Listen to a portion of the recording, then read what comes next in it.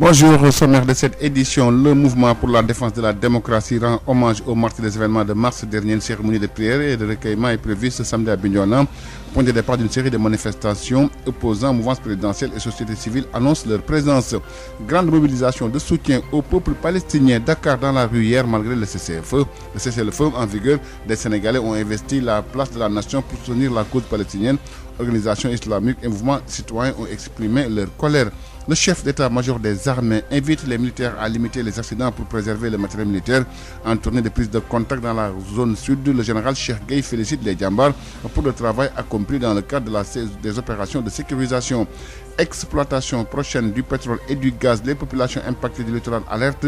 Le ministre du pétrole et des énergies rassure Thiès a habilité un CRD sur le contenu local hier. L'actualité internationale et la page sport complète cette édition. Hassan Thioune assure les opérations techniques.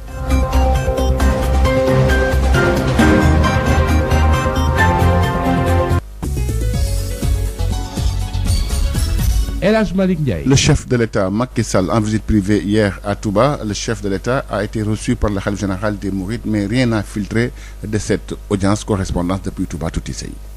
La dernière visite du président Macky Sall à Touba remonte en septembre 2020, à la veille du Grand Magal de Touba. Annoncé à 2 reprises dans la cité religieuse, c'est ce vendredi vers les coups de 22h qu'il est arrivé chez le khalife général des Mourides, Serigne Mountakha Bassirou Mbacké. En visite privée, le chef de l'État était accompagné de responsables locaux. Rien n'a filtré de son entretien avec le khalife général des Mourides et aucune déclaration n'est faite. Après leur tête-à-tête, Macky Sall a effectué son ziar au niveau de la grande mosquée de Touba. Ces militants qui, à travers les réseaux sociaux, ont eu la nouvelle, ont vite rejoint les lieux, mais n'ont pu accéder à l'intérieur. Touti Sey Mbacké, Sud FM. Sud FM. Le mouvement pour la défense de la démocratie regroupant les partis d'opposition et des organisations de la société civile dont Y en a marre annonce organiser une cérémonie de prière de recueillement à la mémoire des jeunes martyrs de la démocratie samedi à Bignona pour honorer leur mémoire et garder leur souvenir. Le MDD organise une cérémonie de prière de recueillement ce samedi 22 mai à 9h à Bignona. Faites allusion donc aux personnes ayant trouvé la mort dans les violentes manifestations politiques enregistrées au Sénégal en mars dernier. L'interpellation du député opposant Ousmane Sonko visé par une plainte pour viol répété et menace de mort avait suscité une vague de manifestations à l'origine d'une explosion de violence rarement enregistrée au Sénégal, les échauffourées ayant opposé pendant plusieurs jours les forces de sécurité et à des jeunes, principalement se réclamant de l'opposant, ont provoqué une dizaine de morts à travers le territoire sénégalais. Les dignitaires religieux, musulmans et chrétiens ont été finalement mis à contribution pour un retour au calme, à l'apaisement. Une médiation a été également conduite à la mise en liberté provisoire de l'opposant. Je vous le disais au sommaire de cette édition, le peuple sénégalais donc qui maintient la pression sur Israël malgré le cessez-le-feu en vigueur. Une forte mobilisation a été montée hier à la place de la nation pour répondre à l'appel du peuple palestinien. Religieux, opposants, activistes étaient présents donc pour soutenir le peuple palestinien. Reportage Babacar Samb. Les couleurs palestiniennes ont flotté ce vendredi sur l'obélisque. Le Sénégal, dans toute sa composante, répond ainsi à l'appel d'un peuple frère. Religieux, politiques, jeunes, femmes, tous unis pour dénoncer ce qu'ils qualifient de génocide ou crime d'Israël contre les musulmans. Ce qui se passe aujourd'hui en Palestine n'est que la face visible d'une guerre féroce et dévastatrice menée contre la Oumma islamique. Déclare Mame Makhtar Gueye, porte-parole des manifestants. Le devoir légitime, légal et moral exige que le monde entier, particulièrement les pays musulmans, soutiennent le peuple palestinien qui est soumis à un génocide atroce. Plus de 230 Palestiniens tués, une soixantaine d'enfants qui ont péri dans ce conflit. Sokhna Khadijatou Sow, porte-parole des femmes, dénonce.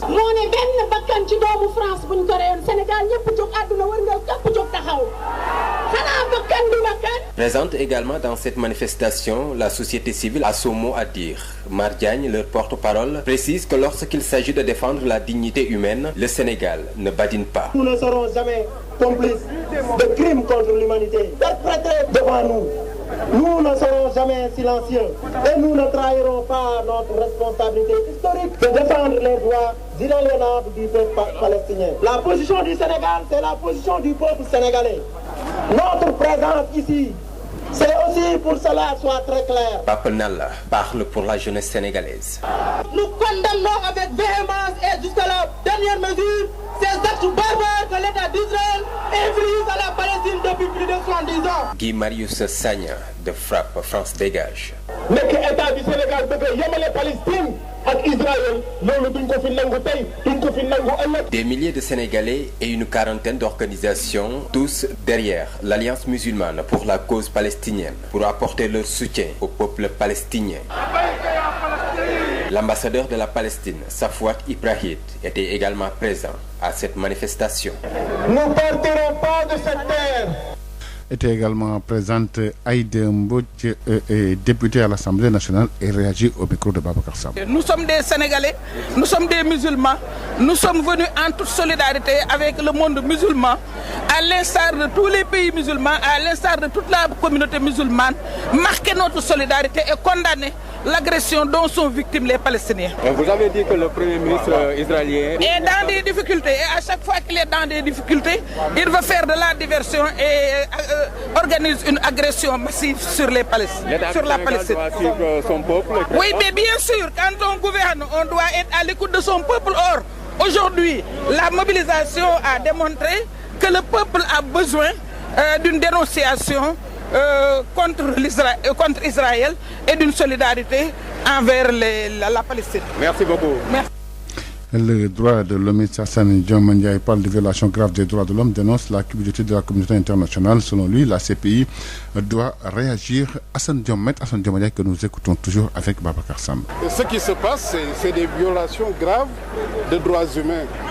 Et aujourd'hui, on s'étonne de la duplicité de la communauté internationale.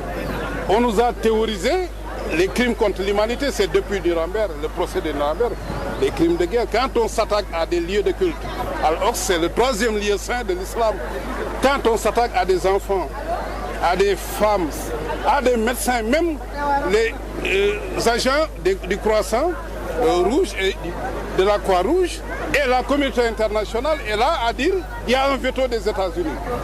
Comme si l'impunité était garantie à Israël. Je pense que ça ne peut pas continuer. Pour moins que ça, on a lancé un mandat d'arrêt international contre El-Béchir. On a traduit des djihadistes au Mali parce qu'on a considéré qu'ils ont détruit une mosquée. Et voilà qu'on s'attaque à ce qui est le symbole de la Trinité. Al-Aqsa, c'est un lieu commun à la religion juive, musulmane et chrétienne.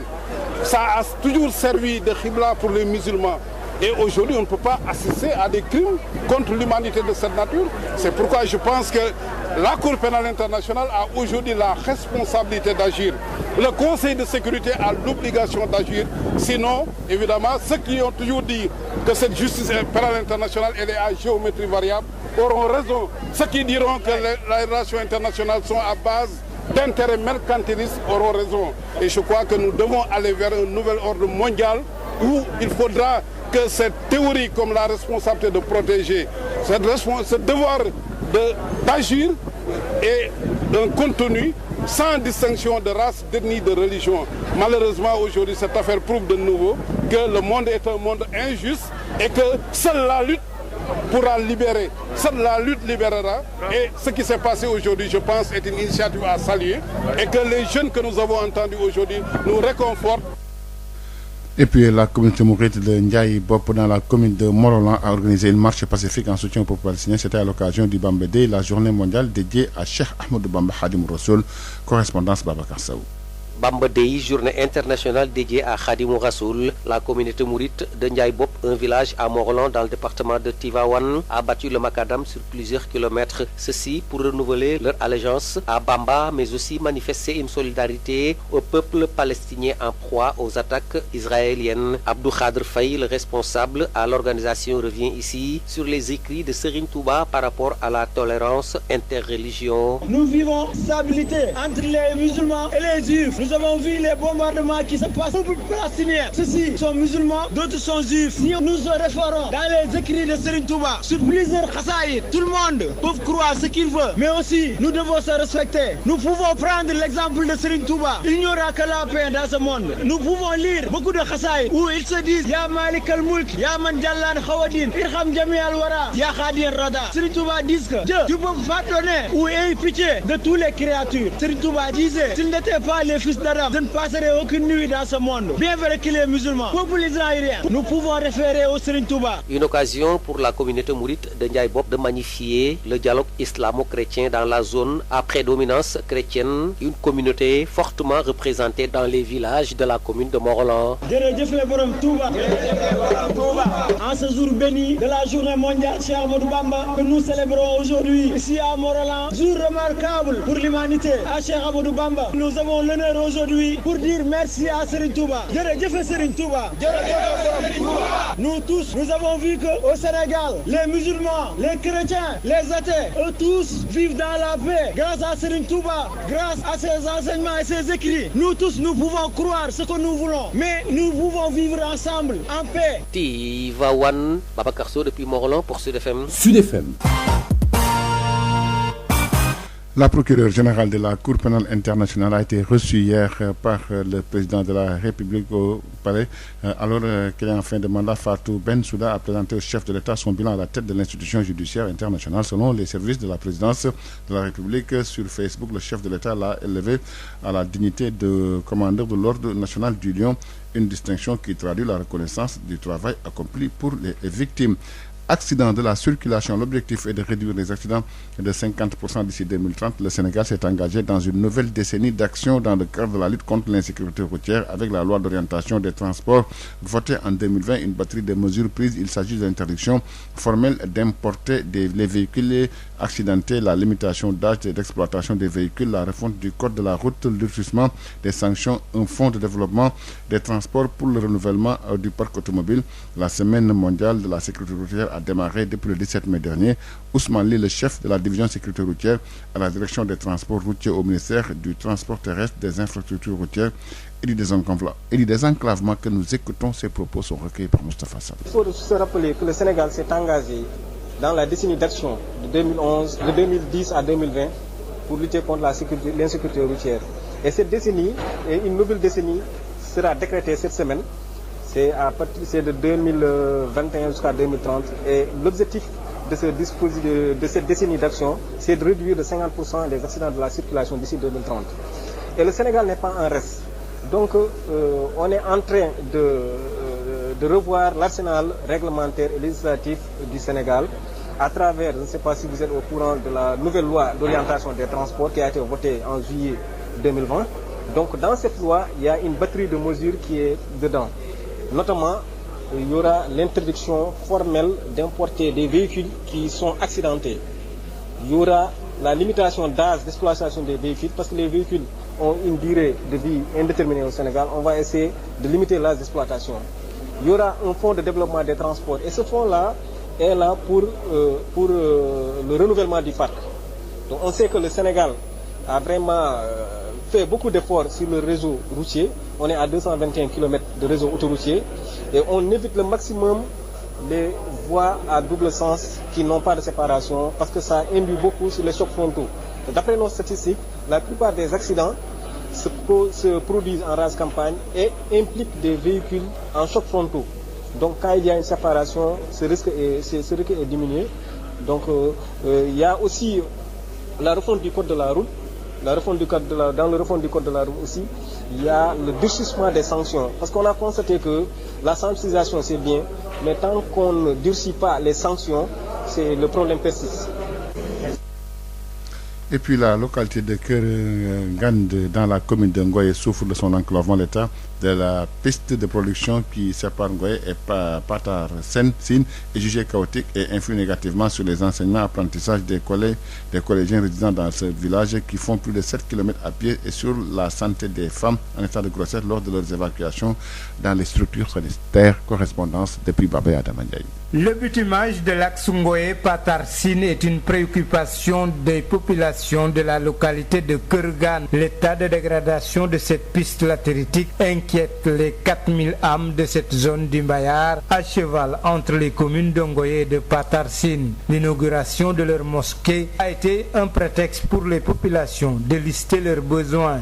Ibrahim Diouf, enseignant-chercheur à l'université Cheikh Anta Diop de Dakar et fils de ce terroir. C'est une localité qui polarise plusieurs villages et qui a beaucoup de nécessités. Le fait qu'il n'y ait pas une bonne route, ça a un impact sur le transport. Comment une voiture peut quitter Ngoye, faire le transport ici, vous ne verrez même pas un client. Charrette qui doit venir, les chevaux sont essoufflés. L'état de la route a influé négativement sur les enseignements apprentissages des collégiens qui font 7 km pour se rendre au CEM de Ngoye, mais aussi sur l'évacuation des femmes en état de grossesse vers les structures sanitaires. Quand vous avez des femmes qui doivent accoucher ou même une maladie, le fait de l'évacuer soit à Ngoye qui est à 7 km de là, et vous imaginez cette route latéritique qui n'a pas été remise en état, ou bien vous l'amenez à Patar avec du sable où vous avez toutes les peines pour se déplacer avec des charrettes. Vous voyez tout ce que ça représente comme urgence et comme besoin. Disons, le fait qu'il n'y ait pas une bonne route, donc ça a un impact sur les résultats. Le taux d'échec devient très important. D'où la nécessité, l'absolue nécessité d'avoir un collège à Kergane. L'accès à l'eau potable pose également problème. C'est pourquoi les populations plaident pour la construction d'un forage. L'eau est une urgence. Je vous assure que ce village de Kergane mérite un forage à lui seul. Pour rappel, la construction de cette grande mosquée de Kergane a été entièrement financée par cet enseignant-chercheur natif de cette localité. Diourbel Sud FM, Adama Ndiaye.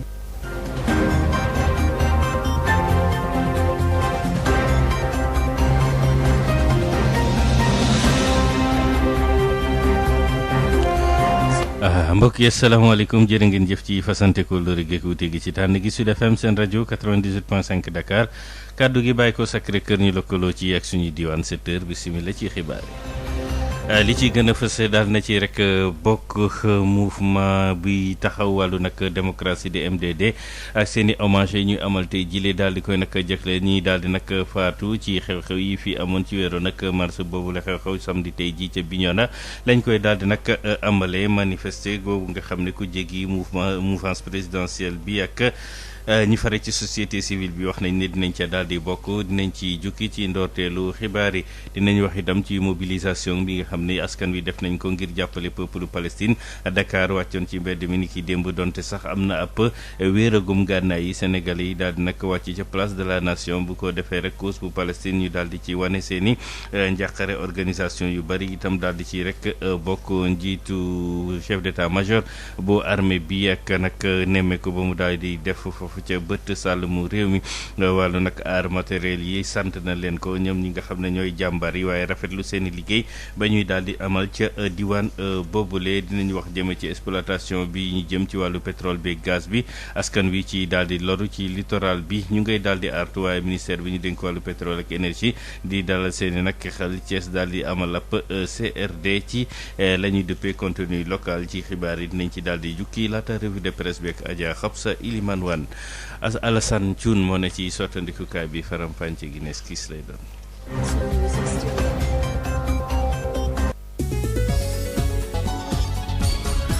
Adama Ndione. ci kàddu gi ñu dooree ko ak nemmeeku njiitu réew mi Macky Sall muy visite privée ba mu amal ca Touba guddi bi njiitu réew mi nag xalif général des Mourides daal na koy nag dalal waaye bariwul nag lu rot ci wàllu xibaar ci entretien boobu ñu daal di nag am Touba tuuti sëy. tukkib nemmeeku bi Macky Sall mujjee amal ci Touba mooy bi ñuy waajal màggalu 2020 ñaari yoon nag ñu koy annoncé ci dëkk bi waaye ci ajjuma ji ci guddi daanaka bi 22h di tegal ay simili ci la agsi ci kër ki nga xam ne mooy xalifa général des Mourides Serigne Mountakha Bassirou Mbacké mu nekk nag visite privée boo nga xam ne Macky Sall àndu ci ak délégation bu mag ay responsable locaux ñoom ñoo ko gunge mu tëju ak ki nga xam ne moom mooy Serigne Mountakha Bassirou Mbacké lu yàgg waaye dara génnul ci li ñu waxante ñoom ñaar moom tamit ba mu ci génnee deful benn déclaration ginnaaw nag seen tëju boobu président Macky Sall dafa daal di dem ci fi nga xam ne moom mooy jumaa ja ngir amal fa li nga xam ne moom mooy ziaram ñii di ay militant am nag bi ñu ko yëgee par benn la ñu daal di jubali fa nga xam ne moom mooy ca bërëb ba waaye mujj ñoo àgg ca biir tuuti say Mbàkke Sud FM. tuuti daal di koy jaajëfal mouvement pour la défense de la démocratie MDD di daal di dajale ay parti opposition bi ay kuréeli société civile bi mouvement Y'en a marre ñoo daal di xamle ne bésub ñaan la ñuy daal di nag amal ak nag fàttaliku ñi nga xam ne mooy ndaw ñiy faatu ci xew-xew yi fii daal di amal rawatina foofu ca Bignona di bët Saalum réew mi ngir nag daal di nag fàttaliku sargal leen. dañuy def nag bés boobule tey jii bu 9h jotee lañ ca daal di nag xamle mooy nag violence yooyu nga xam ne amoon nañ ci wàllu nag politique gi fii ci mim réew ci weeru mars gi la ñuy daal di nag lay fàttaliku ki nga xam ne mooy Ousmane Sonko ñu daal di koy nag interpellé ci mbir moomu gannaaw plainte bi nga xam ne def nañu ko ci xeetu nag viol yi nga xam ne daf ko daal di nag defaat ko mbir moomu nag indi woon nag coow lu rëy ba nag penc mi daal di nag yëngu ci violence yooyu le jàppante yooyu nag nga xam ne doxoon diggante ay fan yi di woy takk der yi ak i ndaw fii ci mim réew daanaka taxoon na lu war a toll ci fukk ci ay nit daal di ci nag faatu ci Sénégal gi yëpp ñi yëngu ci wàllu diine jullit chrétien yëpp fas yéene nag wane seeni nag dugal loxo ci daal di dellu si ci ab penc mi gannaaw tànku jàmm yiñ ci daal di nag dox ba sax liberté provisoire kii di Ousmane Sonko daal di ko cay am ci la ñuy daal di nag wëyandi ci ñaxtu yi ci askan wi ak peuple bi nga xam ne nag tey jii démb wàcc nañu ngir daal di teg pression réewum Israël donte sax wéeragum nañu ngànnaay yi foofa ca bande bu Gaza mobilisation bu mag ñu daal di koy def nag kon ci àjjuma ji ca place de l'Obélisque ngir daal di wuyu ji wooteeg suñu rek frère yi nga xam ne ñooy yu Palestine yi yëngu ci wàllu diine wàllu politique activiste yi ak góor ak jigéen daal di nag wàcce ngir rek loolu la ñuy duppee génocide maanaam di faat bakkan yu bari ca Palestine ñu daal di koy dakkal Babacar Samb. raayëpp réewum Palestine doon lu fasoon lool ci aljuma ji foofee ca place de l'Obélisque. labbayka ya shuhada al-Aqsa. askanub Sénégal daal di jóg ngir jàppale seen mbokki jullit. labbayka ya Palestine. jullit ñi jug leen wàllu Aqsa moo ngi la. mu di ñuy yëngu ci wàllum diine politique di ndaw ba ci jigéen ñëpp a boole seen ëpp doole. daal di dajaloo ngir ñaawlu nooteel gi nga xamante ni ñu ngi koy daal di teg ci réewum Palestine. Dégage Israël! Dégage Israël! Imam Ahmed Dame Ndiaye njiital imam yi ak waarekat yu Sénégal mooy ki yore seen ëpp kàddu. wax ja yàlla waxoon ci alquran ne wala tahinuu fi ibtigaa'il qawm bu leen xeeb seen bopp ci dal ci doon bi bu leen xeeb seen bopp ci dal ci kaw noon bi wala tahinu fi ibtigaa'il qawm. lépp ñaar téeméer ak fanweeri doomi Palestine ñu daal di leen di faat gën kaa néew juróom benn fukki di ay tuut tànk soxna Xadijatu Saw daal di àddu ci turu jigéen ñi di ñaawlu li ni mel. moo ne benn bakkan ci doomu France buñ ko reyoon Sénégal ñëpp jóg àdduna war nga képp jóg taxaw xanaa bakkan du bakkan. ndaw ñi ba ci société civile itam daal di teewee bi le manifester ñoom ñëpp daanaka benn kàddu la ñu daal di yëkkati lu Israël di teg ci kaw Palestine warul benn yoon ñu dem ba koy méngaleex crime contre l'humanité te dinañ daal di taxaw tem ngir xeex li ni mel. mais nous ne serons jamais complices de crimes contre l'humanité. taxawaay réewum Sénégal askan bi daal di koy wane ci aljuma ji ca place de l'Obélisque ngir jàppale seen mbokki Palestine ñu ànd ceex lu ëpp ñeent fukki kuréel ñoom ñëpp ci ginnaaw alliance musulmane pour la cause palestinienne. dëgg bi mooy Israël dafay noot Palestine.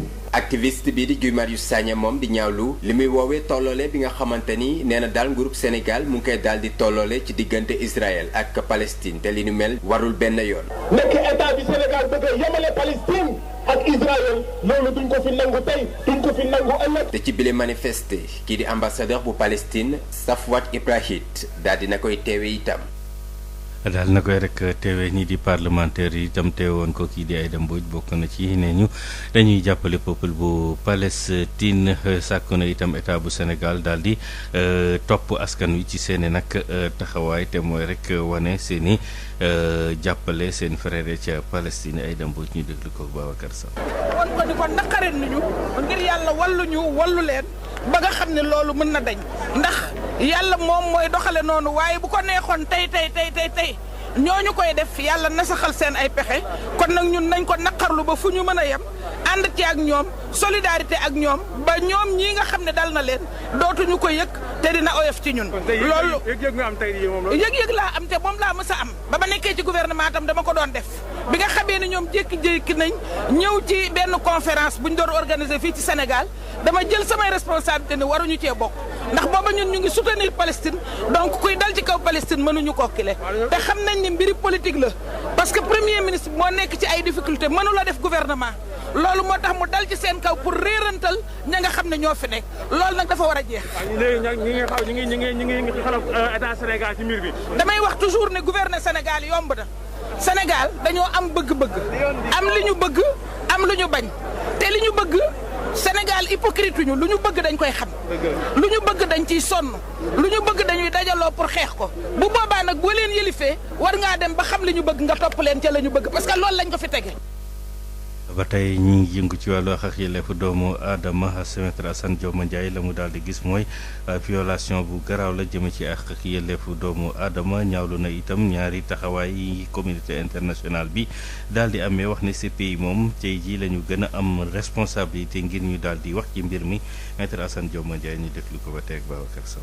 dégg ngeen foo xam ne ñu ngi fay wax ñu ngi noot doomu aadama yi surtout nag di noot doomu aadama parce que palestinien la wala jullit la tey crime contre l'humanité crime de guerre fu mu jógee parce que jàpp nañ ñi ko doon def dañuy faat ay xale dañuy faat ay soxna yoo xam ne wala ñoo xam ne yoruñu arme wala ay médecin tey ay médecin yuy dem di intervenir nga bombarder leen ñu faatu ay lieu de culte nga dem bombarder ko te xam nañ ne crime de guerre bi gën a doy waar mooy école ak foo xam ne dañ fay jaamoo suñu borom nga dem attaqué ko Al-Aqsa xam nañ ne tey mooy symbole de la cohésion humanitaire Al-Aqsa juif yi ñoo ko bokk ak jullit yi ak catholique yi tey jullit yi laata ñuy wax ay Makka ak Médine mais Al-Aqsa lañ xamoon moo doon la xibla bi tey loolu ñoo ko moom kenn amul droit laal ko tey bu fekkee communauté internationale yu mun na seetaan loolu di am parce que nee nañ États-Unis am na droit de veto bu defee droit de veto mënuñu def dara defe naa jullit yi ñoo war a jël seen responsabilité nekkat yéen bu ngeen mënta agir bàyyi leen ñun ñu fajal ko suñ bopp non pas ci kaw xeex di jël arme mais jihad doonul simplement da ngay jël arme nga xeex par sa foi tey boo seetee alalu àddina buñ ko dajale woon jullit yi bu doonee 100% jullit yi ñoo moom 70% donc tey mënuñu seetaan lii di continuer di am moo tax ñuy rafetlu ndajale bi te jàpp ne aussi communauté internationale coow li nga xam ne mu ngi jóg fu ne dina tax ñu infléchir conseil de sécurité dina xool na ban taxawaay la war a taxaw mais cour pénale internationale mënatul a topp ay nit tant que mu ngi bàyyi Israël di continuer di def nii sinon justice pénale internationale du amati benn crédibilité te defe naa ñi ko doon jàppale as néew tey ñu ngi interpellé cour pénale internationale bu ci mandat d'arrêt amee mu lancé ko ba tey lii nga xam ne mu ngi am ci Israël mu mun a ak ci Palestine ak ci bande occupée yi mu mun a jeex. ñu daal di desandi ci conflit Israël Palestine boobu communauté mouride ba Ndiaye bopp ca commune bu Morolan ñoom daal nañ amal doxub ñaxtu foofee ba tey ngir jàppale Palestine ci nag occasion wu bés yu ñuy duppee Bamba Day lañ ko amalee muy bés bi nga xam ne moom la ñu jagleel kii di Cheikh Ahmadou Bamba Mbacké Tivaouane Babacar Sow. bés bi nga xamee ni moom lañu jagleel Serigne Touba àddina wërngal këpp ci Ndiaye bopp dëkk bu nekk ci commune bu Morolan ci département bu Tivaouane daal nañoo doxub jàmm ay kilomètres yu bëree ngir wonewaat bokk gi ñu bokk ci yoonu murit waaye itam manifester seen solidarité ci peuple Palestine bi nga xamee ni jamono ji Israël daf leen teg ay ñaawteef Abdoul Khadr Faye responsable organisation ci doxub jàmm boobee. dañuy màggal journée mondiale Cheikh Amadou Bamba Morolan ñoom ñoo njëkk a comprendre li nga xamante ni Cheikh Amadou Bamba moom la doon xeex muy jàmm ji nga xamante dafa ànd ak tubaab yi fu ne ñu yóbbu ko fa lu ne ñu def loo ko ba ñu ñëwee laaj ko dafa ne xafawtu anil axdaa yi turrat ñoom ñëpp jéggal naa leen ndax lan wala xad karam naa bani aadama wa xamal naahum fil barri wa razaxnaahum min at-tayyibaati Serigne Touba loolu la doon prôné ndox ko nag bi nga xamante ni Morolan Tidiane Mouride ñëpp dañuy dëkk bokku ndey bokku baay li nga xamante ni tag moo xew ci Palestine nga xamante ni ñoo ngi leen di bombardé ndax lan ay julli leen ndax lan néew nañ doole foofu déedéet Israël du noonu loolee tax na sax ba communauté mouride bu nekk ci Ndiaye bopp di rafet bu baax a baax dialogue islamo-chrétien di dox seen diggante du lenn lu dul lu rafet dong suñu nemee ko ni gox bi ay chrétien ñoo fi ëpp ñu déglu ci Ibrahima Diène ibn Serigne Modou Sarr Diène kilifa diine nekk ca Daaru Dia bokkoon na ci doxub jàmm boobee di ñaanal kilifa yi nga xamante ni it ñoo ŋànk dëkk bi tey jii fi ñu toll nii dëkku catholique yi ñoo fi ëpp ñu tàmbalee sant bi ngir Serigne Touba dafa sant waajuru si yonante yàlla Insa moom Mariama ku am bis bu toll nii da koy fonk mu xam ni Serigne Touba defal na la loo xamante ni tey jii yaa ngi koy sant Serigne Touba bu liggéeyee ba lépp a sotti nekk mu tànn dëkk bi doon Morolan mu ne de dama bëgg ngeen sant la ma yàlla suñu jamono ñu war na noonu jërëjëfati Serigne Touba. jërëjëf Serigne Touba. kon bu ñu demee bay sant Serigne Touba war na noo delloo njukkal it maam Cheikh Ibrahima Fall ni jaaraama maam Cheikh Ibrahima Fall Lamp. Tivaouane, Babacar Sow depuis Morolan pour Sud FM. ñu daal di nag wax ci procureur général bu cour pénal international di CPI moom mi daal di nag ci ajjuma ji ñaar fukki fan ak benn weeru mai njiitu réew mi daal di koy dalal président de la république Macky Sall ci boobule nag ndaje Fatou Bensouda daal nay wan njiitu réew mi bilan bi mu def ci wàllu liggéey ci kuréel googu di àtte ci wàllu yoon àdduna wërngal këpp ci service yu bàyyi ko ci présidence nag ci seen page Facebook ñu daal di xam ne daal nañ koy yëkkati ci nag grade bi ñuy wax commandeur ordre national bu Lyon mu nekk xeetu raaya bi nga xam ne dafay daal di nag wane seeni nag kontante ci liggéey bi nga xam ne def na ko ci boobule kuréel. dem beeg dikk bi accident yi ñu demee ko ci wàllu nag circulation bi bugg ko wàññi ba juróom fukk yoo jël ci téeméer fii ak 2030 Sénégal nag engagé wu na bu ko defee fukki at yooyu lee mu mën a nag xeex wàllu jafe-jafe yi ci dem beeg dikk bi yëpp ak loi orientation bi jëm ci wàllu transport te ñu wote woon ko ci juillet 2020 ay matuwaay yi nga xam ne bokk na ci daal di oto yi accidenté ñu daal di koy nag defaraat daal di yemale at yi nga xam ne moom la ñuy jëfandikoo oto wàllu code de la route ñu jëfee ko ak yeneen i ponk ci dugg nag ci ay bés bi ñu jagleel wàllu sécurité routière door fukki fan ak juróom-ñaar ci weeru mai ba léegi dañ ciy teewlu kii di Ousmane Ly mooy chef division sécurité routière ci ministère bi ñu dénk wàllu nag dem bi dikk bi ñu déglu ko Moustapha Sall.